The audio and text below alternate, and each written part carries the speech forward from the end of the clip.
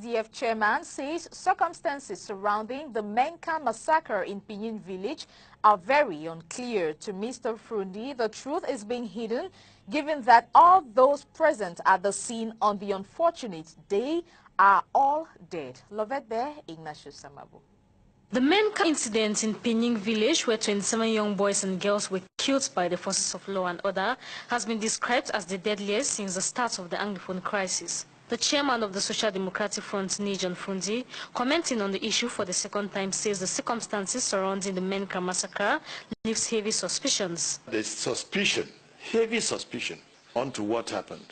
It is ridiculous that members of the armed forces killed everybody who was within that premises.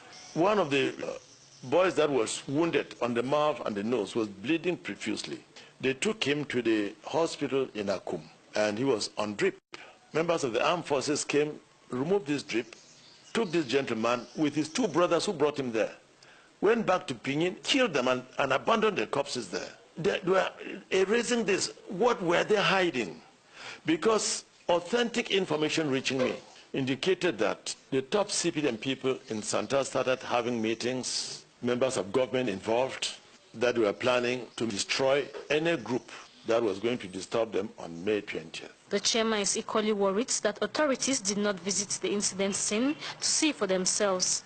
They said the DO of Santa has not been to the scene of incident. The SGO has not been there to see for himself what happened. And Issa Chiroma said he got word the army told him. The army will tell you what they want to tell you.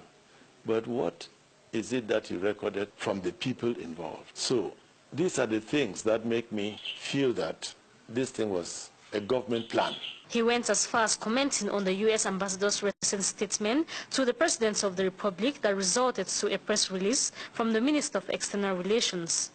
A few weeks before, the American ambassador brought the planes that the American government gave Mr. Biya to combat terrorism in the north. Oh, it was all praises on the American ambassador. A few weeks after, it is made this statement against Mr. Biya, crucify him. The whole government of Mr. Biya is on the ambassador. Are we saying that Mr. Biya's government has all been very, very perfect? I think that we are in a country of double standards. And the earlier we identify ourselves and get out, we'll fix this country. But if we continue the way we are doing, Cameroon has a long way to go. I'm sorry, I'm afraid.